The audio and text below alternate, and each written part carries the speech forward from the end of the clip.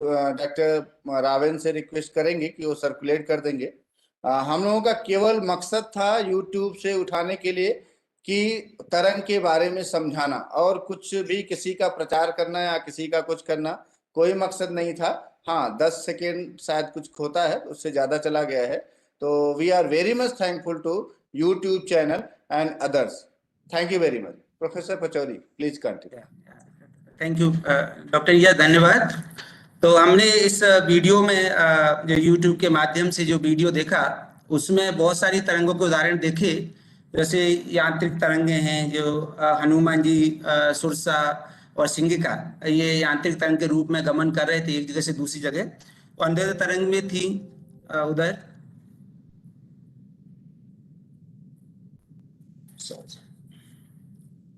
अंधेरे तरंग, अनुप्रस्थ तरंगे, ये भी हमने देखी। अनुप्रस्थ तरंगे वो समुद्र के सतह पर बन रही थी।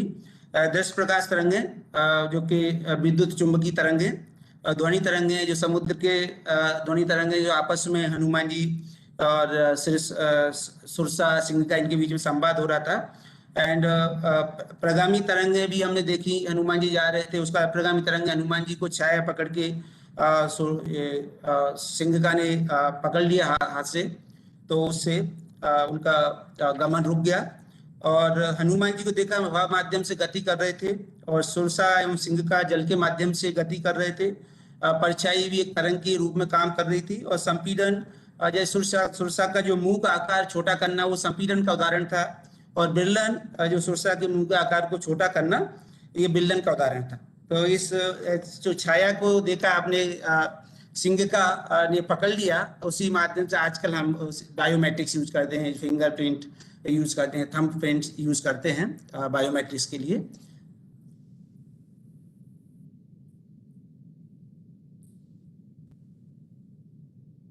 इसके बाद हम ध्वनि तरंग देखेंगे। ध्वनि तरंग ये भी एक तरह से तरंगों का उदाहरण है। इसमें किसी वस्तु के बोलने और टकराने और कंपन यंत्र आदि से उत्पन्न होती है। ध्वनि एक प्रकार की ऊर्जा है, ये भी अंधेरे तरंग होती है जो ठोस, द्रव और गैस में संचारित हो सकती, गमन कर सकती है। ये आप देख सकते हैं, जैसे हम बोलते हैं, जैसे हम बोल रहे हैं, ये भी एक ध्वनि तरंग का उदाहरण है। एंड उसके बाद आवृत्ति है, वो 1 सेकंड में तरंग द्वारा लगाए गए चक्रों की संख्या जो होती है उसको हम आवृत्ति कहते हैं।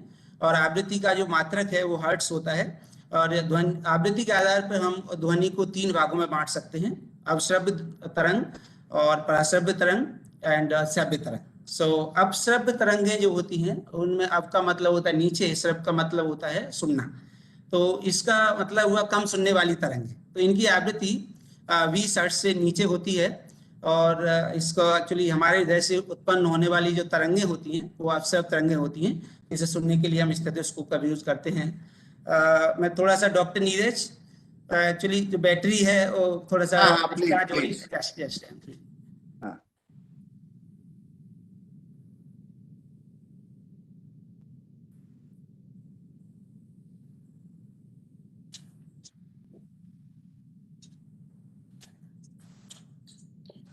हम लोग फिर से बहुत थैंकफुल हैं यूट्यूब चैनल का, कि जिसके थ्रू हम छोटी छोटी चीजें दिखा पाते हैं, शेयर कर पाते हैं, लोगों के पास पहुंचा पाते हैं।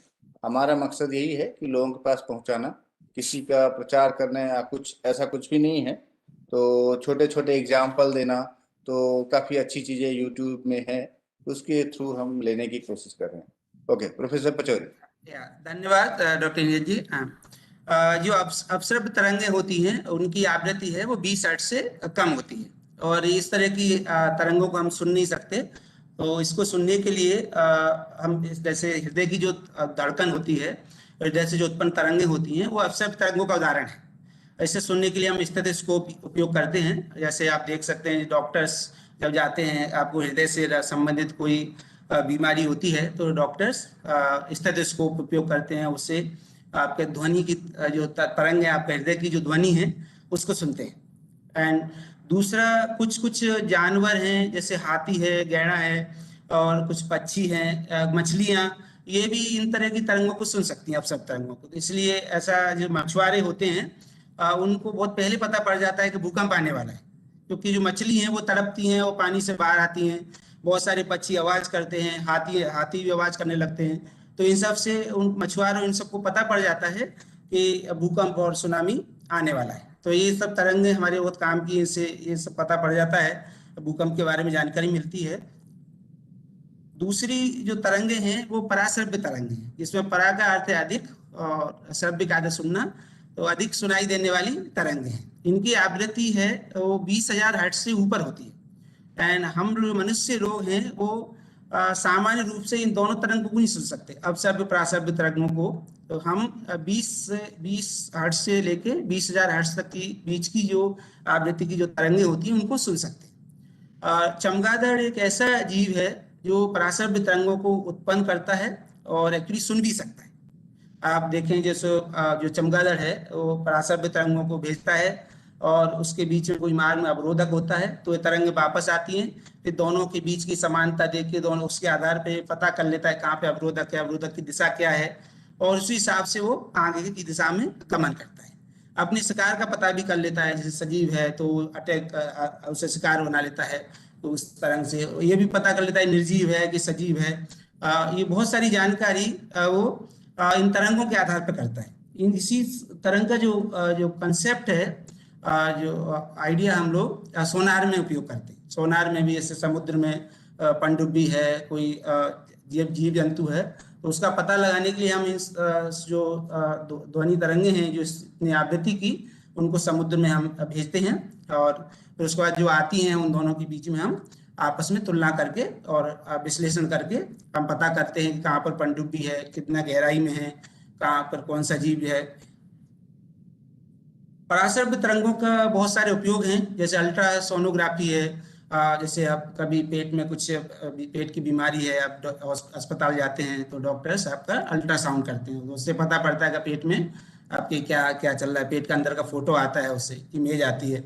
सोनार का प्रयोग समुद्र में डूबी वस्तुओं का पता लगाने के लिए किया जाता है। हवाई अड्डों पर धुंध को साफ करने के लिए हम पराश्रव्य तरंगों का उपयोग करते हैं। महंगे कपड़ों की धुलाई के लिए भी पराश्रव्य तरंगों का उपयोग किया जाता है। एंड भोज्य पदार्थों के बैक्टीरिया को नष्ट करने के लिए भी हम इसको यूज करते हैं, लाइक माइक्रोवेव ओवन, नीचे आप देख सकते हैं। ये सोनार का फोटो सोनार का कंसेप्ट, या सोनार से हम तरंग भेजते हैं, ध्वनि तरंग, और जैसे पनडुब्बी है तो वापस आएंगी और दोनों से हम पता करते हैं कहाँ पर पनडुब्बी है। ये अल्ट्रासाउंड का चित्र है, आप देख सकते हैं अल्ट्रासाउंड इमेज का। इसके बाद श्रव्य तरंगे हैं, ये वो तरंगे होती हैं जिसे मनुष्य के द्वारा सुना जा सकता है, और इन तरंगों की आवृत्ति है तो 20 हर्ट्ज से लेके 20,000 हर्ट्ज के बीच में होती है। ये जैसे हम जैसे बोल रहे हैं, मनुष्य के द्वारा जो उत्पन्न आवाज है वो भी इस समय आती है, हम सुनते हैं सब आपस में एक दूसरे की आवाजें। हारमोनियम के द्वारा जो आवाज उत्पन्न होती है उसे हम सुन सकते हैं। सितार, बांसुरी, तबला, ये सबसे जो आवाज आती है वो हम सुन सकते हैं। जैसे बांसुरी है, इसमें देख सकते हैं आप अलग अलग तरह के छेद बने हुए हैं, तो जैसे एक लास्ट अंतिम वाला छेद अगर आप बंद करते हैं तो ये बांसुरी की लंबाई कुछ अलग है दूसरे। तो हम देखते हैं जो इसकी जो तारत्व होता है, जो किसी उपकरण आवाज का, वो उसकी लंबाई के व्युत्क्रमानुपाती होता है। तो जैसे जैसे उसकी लंबाई कम होगी तारत्व ज्यादा होगा। तो हम देखते हैं छोटी सीटी है उससे ज्यादा आवाज आती है, बड़ी बांसुरी से कम आवाज आती है।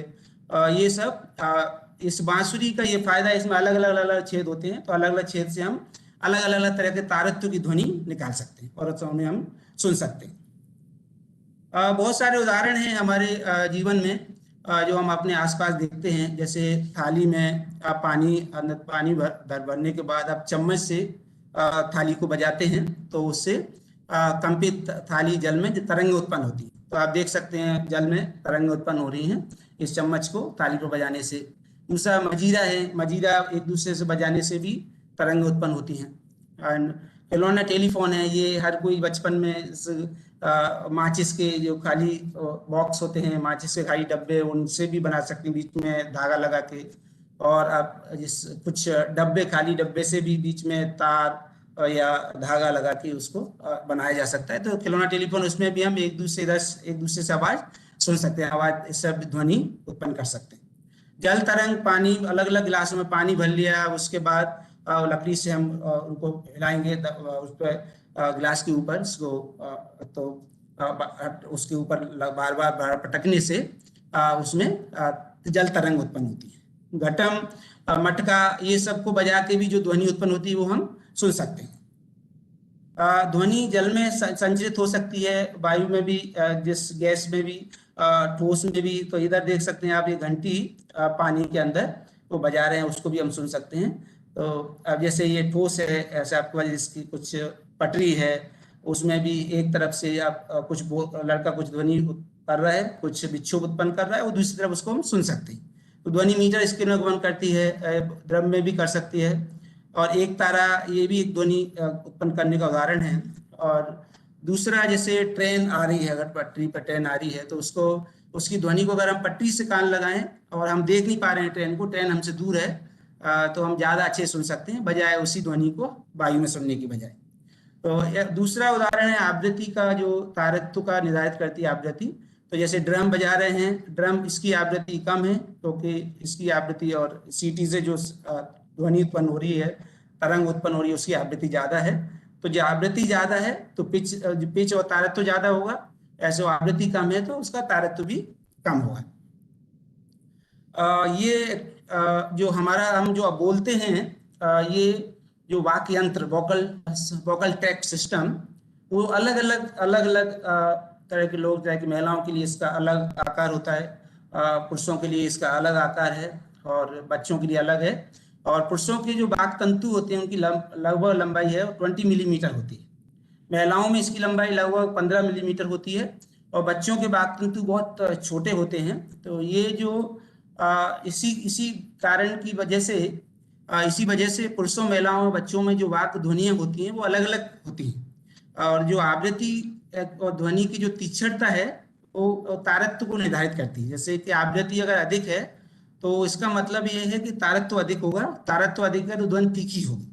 और ये उसके साइज के ऊपर है, जो आपका जो वाक तंतुओं की लंबाई कम है, जैसे बांसुरी के उदाहरण में हमने देखा, तो उसका तारत्व ज्यादा होगा। तो ऐसे ही जैसे महिलाओं में आवृत्ति अधिक होती है, उनकी ध्वनि तीखी होती है और उनका तारत्व ज्यादा होता है।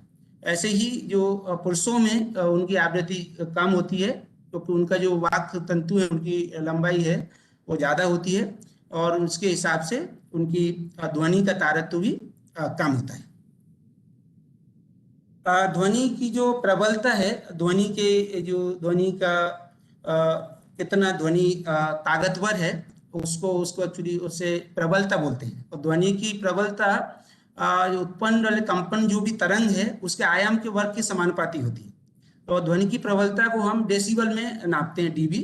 एंड बहुत सारे जो हमारे आसपास जो भी ध्वनियां हैं उनकी प्रबलता हम इस टेबल में देख सकते हैं। जैसे सामान्य श्वास है, उसका जो प्रबलता है वो 10 डीबी होती है। मंद फुसफुसाहट है तो उसकी तीव्रता 30 डीबी होती है। सामान्य बातचीत, वार्तालाप है, उसमें 60 डीबी की प्रबलता होती है। और व्यस्त यातायात है 70 डीबी। औसत फैक्ट्री, इसकी जो प्रबलता है वो 80 डीबी। 80 डीबी से ज़्यादा प्रबल शोर होता है वो शरीर के लिए नुकसानदायक होता है। और जो ध्वनि है वो शोर बोलते हैं, वो अप्रिय ध्वनि। तो कुछ कोई, किसी को कोई ध्वनि अच्छी लगती है, किसी को कोई, जिसको जो ध्वनि अच्छी लगती है उसको ध्वनि है उसके लिए। और अगर वो दूसरी तरह की ध्वनि और जो ध्वनि तरंग है वो अच्छी नहीं लगती है, अच्छे सुनने में अच्छी लगती है, तो उसको हम शोर कहते हैं। जैसे अप्रिय ध्वनि को शोर कहा जाता है। इसके बाद कुछ तरंगे हैं, वो बहुत ज़्यादा मेडिकल क्षेत्र में, चिकित्सा क्षेत्र में उनका बहुत सारा उपयोग है। एक तरंग है, जैसे वो है ईईजी से तरंग। ये तरंग है वो दिमाग से उत्पन्न होती है, दिमाग से हम इसको मापते हैं।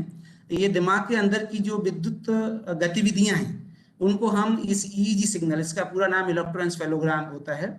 ये बर्गर ने इसको खोजा था। बर्गर जिस फौज में, आर्मी में नौकरी करते थे, वहां पर घुड़सवार थे। तो एक बार ये घुड़सवारी करते करते घोड़े से गिर गए। तो इनका घर काफी कई किलोमीटर दूर था। वहां पर इनकी जो बहन है उनको पता पड़ गया कि घोड़े से गिर गए हैं और इनको चोट आई है। तो वो उन्होंने अपने पिताजी को बताया, और पिताजी ने उस टाइम टेलीफोन होते नहीं थे, पुराने जमाने की बात है, तो उन्होंने तार किया और पता पड़ा कि बर्गर वास्तव में घोड़े से नीचे गिर गए हैं, उनको चोट आई है। तो बर्गर को ऐसा, इसे टेलीपैथी बोलते हैं, बर्गर को ऐसा लगा कि हमारे जो दिमाग है वो आपस में एक दूसरे से संचार करते हैं, एक दूसरे से तरंगों का गमन करते हैं। तो उसके बाद जब ये फौज से रिटायर हुए, उसके बाद इन्होंने खोज करना शुरू कर दिया और ईईजी सिग्नल की, ईईजी तरंग की खोज कर दी।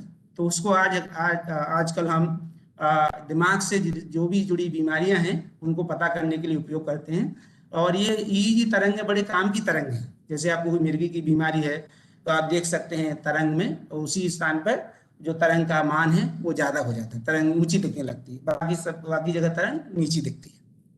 और इसको मापने के लिए हम एक कैप उपयोग करते हैं, उसमें इलेक्ट्रोड्स लगे होते हैं और वो अलग अलग जगह से दिमाग में अलग अलग जो क्षेत्र होते हैं उनसे इन सिग्नल्स को पता करते हैं। ललाट पाली है, पार्श्विक पाली है, शंख पाली है, पश्चक पाली है, और ये अलग अलग क्षेत्र हैं, वो अलग अलग शरीर की गतिविधियों को मापते हैं। जो ब्रेन शरीर का मास्टर है और जो भी हम करते हैं उससे ब्रेन पे इन तरंगों पर असर पड़ता है। तो ये सब एक हमारी लैब में हमने कुछ अनुसंधान किया है। जैसे आप हरे कृष्णा महामंत्रा का जप करते हैं तो उससे दिमाग पर क्या फर्क पड़ता है, तो हमने तरंगों के माध्यम से, ये दिमाग की जो तरंग है उसके माध्यम से देखा कि जो मंत्र का जाप करने से पहले तरंगें कुछ और थी और बाद में जब मंत्र का जाप किया, जो 108 मंत्र होते हैं हिमालय को जपने के बाद, तरंगें बदल गई।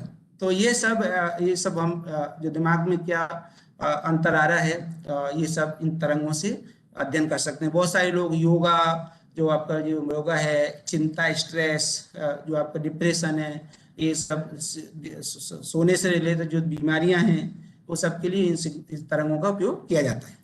दूसरी जो तरंगें हैं वो है आपका ईजी सिग्नल्स ही असामान्य, जैसे आपका ईजी तरंग है अगर वो असामान्य है, जैसे जो सामान्य तरंग जैसी नहीं है, तो इसका बहुत सारा कारण हो सकते हैं। जैसे आपका मिर्गी हो सकती है, आपको हेमरेज हो सकता है, नींद संबंधी बीमारी हो सकती है, मस्तिष्क में सूजन भी हो सकता है, ट्यूमर, माइग्रेन, सिर दर्द, ड्रग, शराब की लत, सिर में चोट लगने, सबसे ईजी सिग्नल, जो ईजी तरंग है वो अलग आती है, जो एबनॉर्मल बोलते हैं उसको, जो असाधारण, जो असामान्य ईजी है।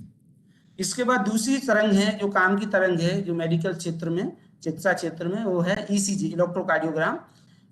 ये भी हम छाती के आसपास कुछ इलेक्ट्रोड्स रखते हैं, उससे इस तरंग को मापा जाता है। ये तरंग विद्युत जो गतिविधियां हैं हृदय की उनको नापती हैं और इसका हम उपयोग करते हैं ऑक्सीजन की कमी पता करने के, रक्तवाहिकाओं में परेशानी है, आपका हार्ट आर्टरीज में ब्लॉकेज है, नसों में ब्लॉकेज है, सीने में दर्द है, जलन है, सांस लेने में परेशानी है, हार्ट अटैक, हृदय रोग, इससे रिलेटेड जो बीमारी है उनके लिए इस तरंग का उपयोग करते हैं।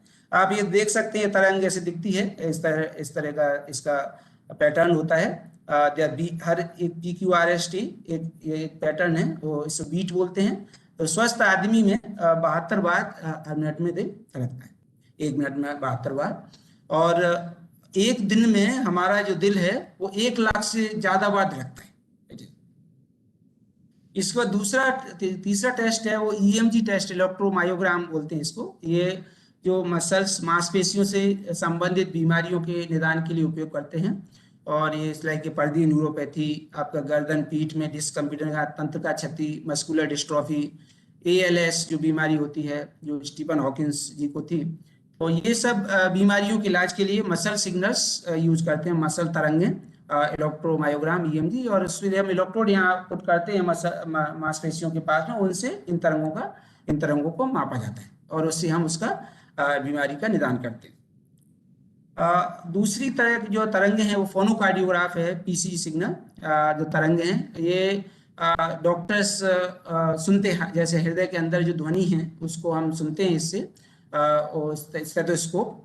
आजकल इलेक्ट्रॉनिक स्टेथोस्कोप आने लगे हैं। पहले क्या था, ये कान से लगा के सुनते थे, अब क्या करते हैं, जो आपके हृदय की जो ध्वनि है उसको हम कंप्यूटर में तरंग की तरह देख सकते हैं।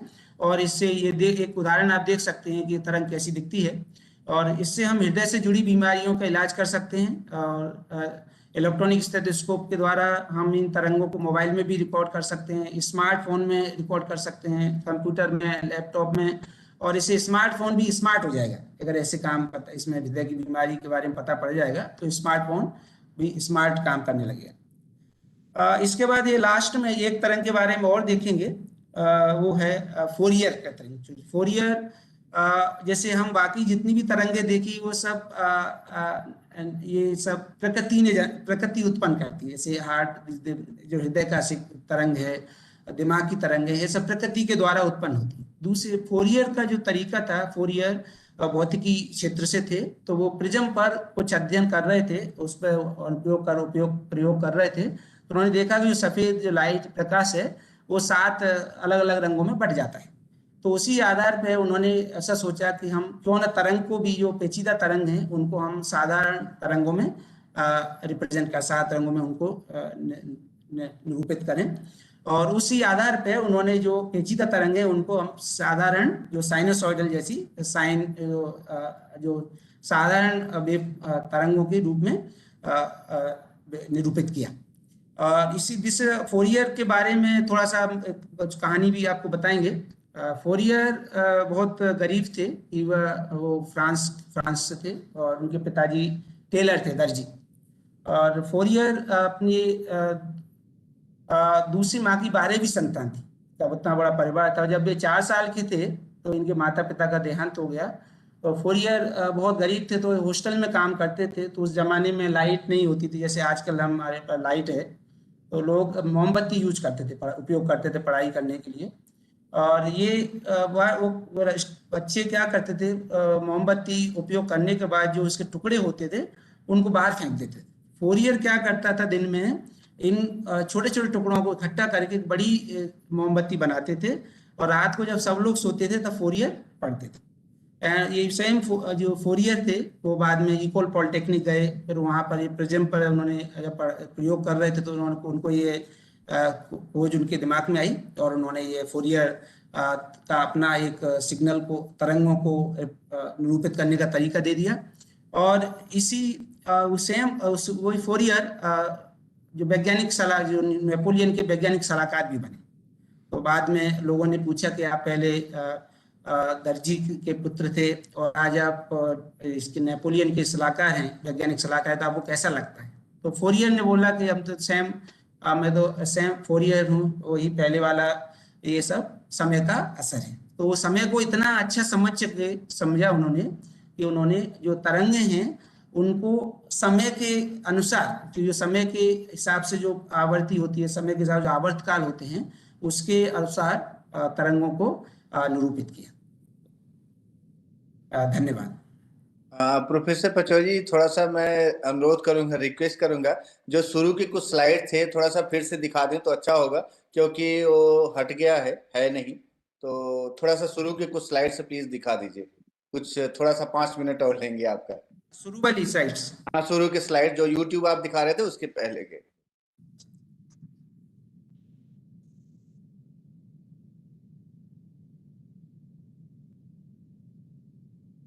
स्टार्टिंग से कर लीजिए। यहाँ से? हाँ हाँ। तो तरंग का मतलब है किसी चीज का बहना, लहर। जैसे तरंग, जो साधारण भाषा में हम तरंग की बात करें तो इसका मतलब है किसी चीज का बहना। कोई चीज एक तरफ से, एक जगह से दूसरी जगह जा रही है, एक बिंदु से दूसरी जगह जा रही है, दूसरे बिंदु तक, तो उसको तरंग बोलते हैं। लेकिन हम भौतिकी के हिसाब से, भौतिक शास्त्र के हिसाब से अगर हम बात करते हैं तो हम एक तरह से तरंग क्या है, ये विक्षोभ, जो डिस्टरबेंस होते हैं किसी चीज को, जैसे मैं बोल रहा हूं तो एक डिस्टरबेंस उत्पन्न हो रहा है, तो ये विक्षोभों के प्रतिरूप हैं या पैटर्न है। वो एक स्थान से दूसरे स्थान के जाने को जो तरीका है वो तरंगों के द्वारा होता है। ये इसमें ये गति करते हैं, गमन होता है, और ये इसमें ऊर्जा एक स्थान से दूसरे स्थान तक जाती है। जैसे आप एक चित्र में देख सकते हैं, ये ऊपर नीचे एक तरंग जा रही है, ये लाइक साइनोसॉइडल का तरह से है, और ये बह रहे, इस तरह से एक कण है वो ऊपर नीचे जाके ये गमन कर रहा है। तो ये एक तरंग का उदाहरण है। अब आपने देखा तरंग को समझने के लिए दूसरी चीज है वो माध्यम है। लाइक जैसे तरंग एक स्थान से दूसरे स्थान तक जा रही है तो उसके लिए माध्यम की जरूरत भी पड़ सकती है, माध्यम की जरूरत नहीं भी पड़ सकती है। अगर माध्यम की जरूरत पड़ती है तो उसमें कणों का कणों की गति कैसी है, वो लंबवत भी हो सकती है, तरंग की दिशा में भी हो सकती है। तीसरा है ऊर्जा का गमन। तो ये सब बिंदुओं के आधार पर हम तरंगों को अलग अलग भागों में बांट सकते हैं। तो पहला जो तरंगों का जो प्रकार है वो माध्यम के आधार पर है। जैसे अगर उसके तरंगों गमन के लिए माध्यम की जरूरत पड़ती है तो हम उसको प्रत्यास्थ या यांत्रिक तरंग बोलते हैं, और अगर उसमें माध्यम की जरूरत नहीं पड़ती है तो हम उसको विद्युत चुंबकीय तरंग बोलते हैं। ऐसे ही माध्यम के कणों के कंपन के आधार पर यदि माध्यम के कण जो तरंग की जो दिशा है उसके लंबवत दोलन करते हैं तो हम उसको अनुप्रस्थ तरंग बोलते हैं। और अनुदैर्ध्य तरंग में जो माध्यम के कणों के कंपन की जो दिशा है वो तरंग की जो दिशा दोनों एक जैसी होती है, एक ही दिशा में गमन करते हैं। ऊर्जा के गमन के आधार पर भी हम तरंगों को दो भागों में बांट सकते हैं, जैसे प्रगामी और अप्रगामी तरंग। प्रगामी तरंग में ऊर्जा का गमन नहीं होता है और अप्रगामी तरंग में प्रगामी तरंग में ऊर्जा का गमन होता है और अप्रगामी तरंग में ऊर्जा का गमन नहीं होता है। इसी माध्यम के आधार थोड़ा सा अब विस्तार से देखते हैं माध्यम के आधार पर तरंगों के प्रकार। तो सबसे पहले प्रत्यास्थ तरंग है। प्रत्यास्थ तरंग है वे तरंगे हैं जिनके लिए संचरण के लिए हमें माध्यम की जरूरत पड़ती है। ये माध्यम ठोस भी हो सकता है, द्रव भी हो सकता है, गैस भी हो सकता है, और ये सब माध्यम की अलग अलग प्रत्यास्थता होती है। ये तरंगे जो प्रत्यास्थ तरंगे हैं और यांत्रिक तरंगे बिना माध्यम के संचरित नहीं हो सकती। तो इनके संचरण माध्यम के कणों के दोलनों के कारण संभव हो पाता है, और इनका संचरण है माध्यम के प्रत्यास्थ गुणों पर निर्भर करता है। उदाहरण के लिए जैसे ध्वनि तरंगे हैं, आप चित्र में देख सकते हैं। रस्सी या तार में संचारित होने वाली तरंगे हैं। पानी में संचारित होने वाली तरंगे हैं, जैसे आप पानी में कुछ कंकड़ डालते हैं तो उसमें तरंगे उत्पन्न होती हैं। रस्सी को आप ऊपर नीचे करते हैं तो उससे तरंगे उत्पन्न होती हैं। भूकंप तरंगे हैं, जैसे जब भूकंप आता है तो जो सेस्मिक तरंग हैं जो हम उपयोग करते हैं इनको पता करने के लिए, तो उसमें भूकंप की अलग अलग तीव्रता हम पता कर सकते हैं। तो ये सब प्रत्यास्थ तरंगों के उदाहरण हैं, इनको यांत्रिक तरंग भी बोलते हैं। दूसरी तरंग है वो विद्युत चुंबकीय तरंग है। इसमें जो माध्यम जिसमें माध्यम की जरूरत नहीं पड़ती है, तो वे तरंग इनके संचरण के लिए हमें माध्यम की एक्चुअली जरूरत नहीं पड़ती है, ये निर्वात में भी गमन कर सकते हैं। सभी निर्वात में जब विद्युत चुंबकीय तरंगें जब गति करती हैं तो उनका जो वेग होता है, चाल जो है वो प्रकाश की चाल के बराबर होता है, ये 3 × 10⁸ मीटर पर सेकंड। उदाहरण के लिए जैसे दृश्य प्रकाश है, अवरक्त किरणें हैं, परावैंगनी किरणें, एक्स किरणें, गामा किरणें, रेडियो तरंगें जो हम संचार में उपयोग करते हैं, सूक्ष्म तरंगें जो रेडियो तरंगें हैं, ये सब विद्युत चुंबकीय तरंगों के उदाहरण है। तो इसके लिए क्या हमें एक एंटीना की जरूरत पड़ती है, और जो जो विद्युत क्षेत्र और चुंबकीय क्षेत्र परिवर्तनशील रहते हैं, तो इसकी वजह से ये विद्युत चुंबकीय तरंग का निर्माण होता है, तो हमें माध्यम की जरूरत नहीं पड़ती। इसके बाद जो दूसरा प्रकार है वो माध्यम के कणों के कंपन के आधार पर है तरंगों का प्रकार। तो इसके अनुसार तरंगें दो तरह की होती हैं, अनुप्रस्थ तरंगें, अनुदैर्ध्य तरंगें। अनुप्रस्थ तरंग में माध्यम में जो कणों की जो तरंग की गति है, वो कणों की गति जो है वो तरंग की गति की दिशा के लंबवत होती है, लंबवत दोलन करते हैं। जैसे तनी हुई डोरी या तार में कंपन, जैसे फिगर में चित्र में आप देखिए, 2 बच्चे इस डोरी को खींच रहे हैं ऊपर नीचे ऐसे लगा, तो उससे जो तरंग उत्पन्न हो रही हैं वो अनुप्रस्थ तरंग है। पानी की सतह पर बनने वाली तरंग है, जैसे लहरें हैं, समुद्र में लहरें हैं, नदी में लहरें हैं, ये सब अनुप्रस्थ तरंगों के उदाहरण हैं, क्योंकि जो आप कण डालेंगे उसके लंबवत दिशा में तरंगे बन रही हैं। उसके बाद अनुदैर्ध्य तरंगे हैं, ये माध्यम के कण की तरंग की गति के दिशा में ही दोलन करते हैं। जो कणों की जो गति की दिशा होती है, कणों की गति की दिशा, तरंग की गति की दिशा वो एक ही जैसी होती है। इनमें जो संचरण होता है इन तरंगों में, वो संपीड़न और विलयन के रूप में होता है। ये संपीड़न है, उसमें माध्यम के जो कण हैं वो पास पास आ जाते हैं, जिससे घनत्व ज्यादा हो जाता है, और विलयन उसमें माध्यम के कण हैं वो दूर दूर चले जाते हैं, जिससे घनत्व कम हो जाता है। तो इन दोनों तरीकों से इस तरह की तरंग का संचार होता है। उदाहरण के लिए ध्वनि तरंगे हैं, जो हम बोलते हैं, आवाज एक जगह से दूसरी जगह जाती है, जैसे मैं बोल रहा हूँ, आप सुन रहे हैं, तो ये सब पूरा बीच में जो इसका जो संचरण है वो उसमें संपीड़न और विलयन के माध्यम से होता है। छड़ों में रगड़ के कारण उत्पन्न तरंगें, जैसे छड़ को आपस में एक दूसरे को आप घिसते हैं, एक दूसरे रगड़ते हैं, तो उससे भी ये तरंगें उत्पन्न होती हैं। और जब जैसे एक उदाहरण के लिए ये जब आप चित्र में देखेंगे मैटलैब, जब हम मैटलैब बोलते हैं तो इस तरह की तरंग उत्पन्न होती है। तो ये इससे दिख रहा है कि अलग अलग समय पर उसका जो तरंग है उसकी अलग अलग मान है, अलग अलग उसकी अलग अलग उसका वैल्यूज है। तो ये सब इस तरह तरंगें इस तरह से बनती हैं, वो अंदर तरंगें होती हैं। उसके बाद जो तीसरा तरीका है ऊर्जा के गमन या प्रवाह के आधार पर है। जैसे प्रगामी तरंगे हैं, अप्रगामी तरंगे हैं। तो प्रगामी तरंगे हैं जो माध्यम में एक बिंदु से दूसरे बिंदु तक गमन कर सकती हैं। ये प्रगामी तरंगे दोनों तरह की हो सकती हैं, अनुप्रस्थ दोनों तरंगे। इस ये माध्यम जिसमें तरंग संचारित होती है वो स्वयं गति नहीं करता है, बल्कि विक्षोभ जो ऊर्जा जो भी हम एक जगह दूसरी जगह जाती है वो ही गति करते हैं। और प्रगामी तरंग में विक्षोभ या ऊर्जा का ही संचरण होता है। उदाहरण के लिए जैसे नदी के जल में बनने वाली तरंगें हैं, तो आप देखते हैं धीरे धीरे धीरे धीरे करके वो एक जगह से दूसरी जगह जाती है। ध्वनि तरंगें हैं, जैसे हमने बोल रहे हैं तो एक जगह से दूसरी जगह तक वो जा रही है, तो इसमें ऊर्जा का गमन हो रहा है, ऊर्जा का संचारण हो रहा है। जब हम अनुप्रस्थ तरंग के बारे में बात करते हैं तो उसमें संग गर्त भी उत्पन्न होते हैं। जैसे क्योंकि उसमें कणों की दिशा है वो लंबवत होती है, तो इधर एक फिगर में आप देख सकते हैं ये विस्थापन जो अधिकतम विस्थापन है उसको हम सरंग बोलते हैं धनात्मक दिशा में, और ऋणात्मक दिशा में जो अधिकतम जो विस्थापन है परिमाण में उसको हम गर्त बोलते हैं। तो ये सरंग और गर्त और उसमें ए है उसको आयाम बोलते हैं, दिस एम्पलीट्यूड। अप्रगामी तरंगे ये इनमें ऊर्जा का गमन नहीं होता है, तो ये विपरीत दिशाओं में गति करती हुई दो एक जैसी तरंगों का व्यतिकरण होता है। जैसे आप एक तरंग इधर से जा रही है और दूसरी तरफ उसी तरह की उधर से आ रही है, तो दोनों आपस में मिलके खत्म हो जाती है, जिससे ऊर्जा का संचारण नहीं होता है। अप्रगामी तरंग में ऊर्जा किसी भी दिशा में आगे नहीं बढ़ती है और माध्यम की निश्चित सीमाओं के मध्य सीमित हो जाती है। ये इसका महत्वपूर्ण बिंदु है। जैसे आपका अगर असीमित माध्यम है तो इस तरह की तरंगें उत्पन्न नहीं कर सकते। जब सीमित माध्यम है और दोनों तरफ एक जैसी तरंगें हैं तो उसी वजह से हम अप्रगामी तरंग उत्पन्न कर सकते हैं जिसमें ऊर्जा नष्ट हो जाती है।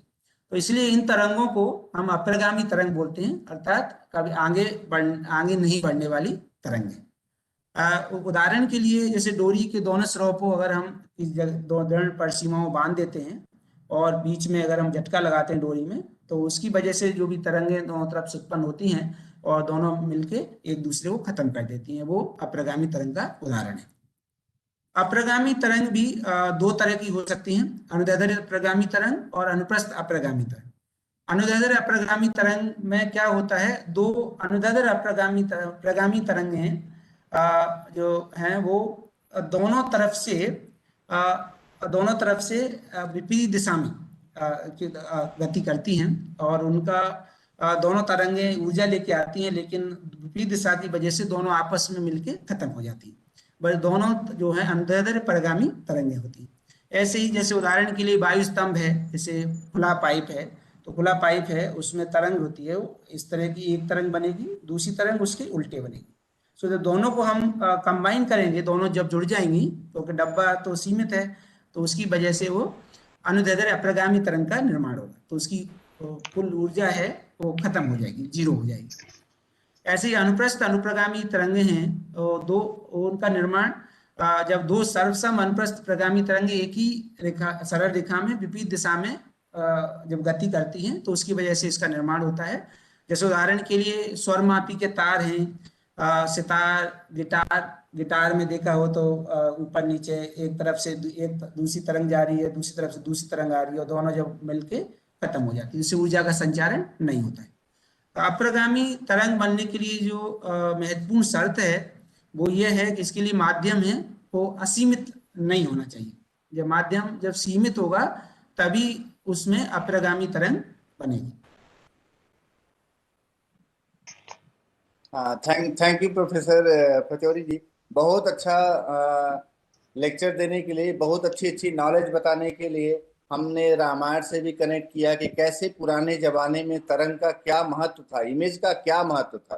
काफी लोगों ने देखा, कुछ टेक्निकल इशू की वजह से हमारा जो पुराना वीडियो था उसमें कुछ प्रॉब्लम हुआ, बाद में लोग जुड़े काफी, जैसे जयंत गीत जी जुड़े, ताज फरा खान जी जुड़े, DR चौधरी जी जुड़े, ज्ञान विज्ञान स्टेशन से जुड़े, देवीलाल शर्मा जी जुड़े, प्रतिभा उपाध्याय जी जुड़े, अशोक कुमार गुप्ता जी जुड़े, सविता मेहता जी जुड़े, देवीलाल शर्मा जी जुड़े। लोगों ने बहुत अच्छा अच्छा बोला है कि अब पहली बार अच्छे अच्छे नाम भी जानने की मिले, अलग अलग प्रकार भी जानने की मिले तरंग के।